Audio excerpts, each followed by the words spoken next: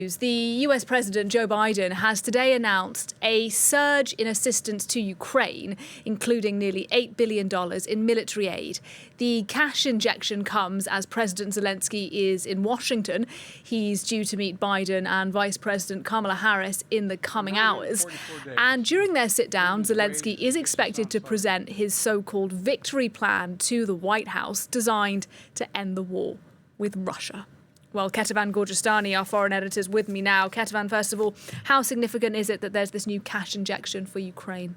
Well, obviously, the amount, $8 billion, and the symbolic dates just hours before Joe Biden is set to meet with Zelensky is significant. But another thing that is very interesting is one of the lines in the statement put out by the White House announcing this cash injection. Joe Biden saying, "I have directed the Department of Defense to allocate all of its remaining security assistance funding that has been appropriated for Ukraine by the end of my term in office," really giving the idea that for Joe Biden right now, it's give as much money to Ukraine as possible, as much military aid as possible while he still can, because of course there is that November 5th election in the United States. And the fact is that there is a real possibility that it will be Donald Trump in the White House come next January, and not Kamala Harris, who would have been seen as someone who will simply continue the sort of policies that we've seen from Joe Biden in supporting Ukraine.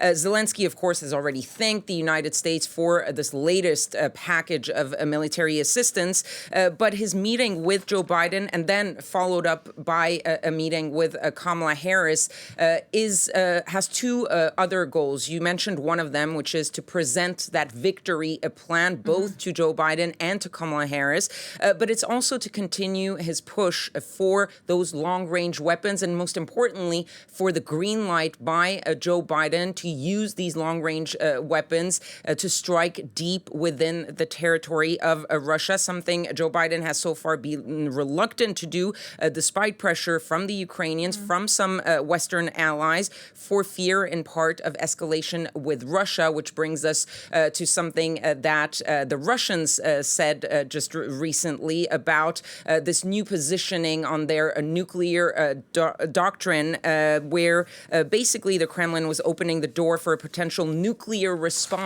to a conventional attack on its soil by any country with the support of powers that have the nuclear weapon. Basically meaning Ukraine with the support of countries like the U.S. or France. The Kremlin clearly sending this as a warning signal to Western allies of Ukraine as they are debating this possibility of greenlighting the use of long-range weapons deep into Russia.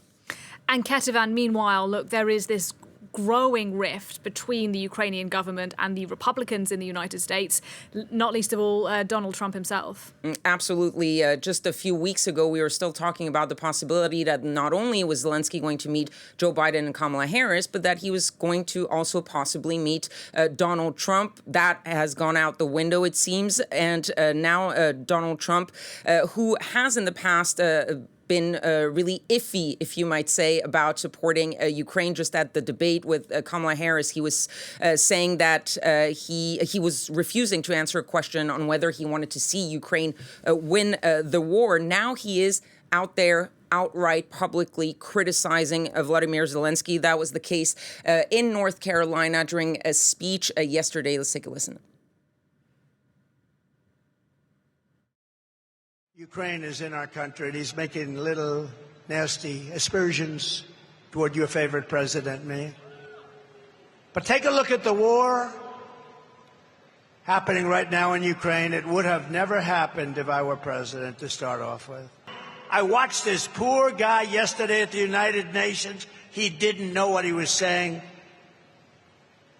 They just don't know what to do. They're locked into a situation. It's sad. They just don't know what to do.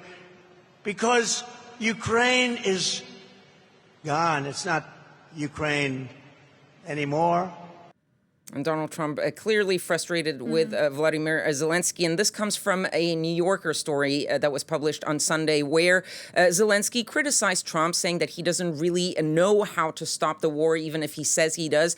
And Trump's running mate, J.D. Vance, that Zelensky called too radical for suggesting that Ukraine should give up some land in order to have peace with Russia. But really what annoyed Republicans and Donald Trump is when Zelensky on Sunday actually toured a factory in Pennsylvania, in Scranton, the hometown of Joe Biden, a factory where workers are building weapons that are sent to Ukraine for the Ukrainian army to use in its war against Russia. He was joined by the Democratic governor, the Democratic senator, Democratic representative. And so Republicans are calling this simply a political stunt in a battleground state. The House Speaker, the Republican Mike Johnson, calling it election interference. He even sent a letter to the Ukrainians saying they should fire their ambassador to the United States over this so-called political stunt. Now, obviously, not all Republicans are angry with Zelensky, but you're seeing a growing rift within the Republican Party between those who are allied with Donald Trump and the so-called old school Republicans like Mitch McConnell, who still believe that the U.S. must continue to support Ukraine.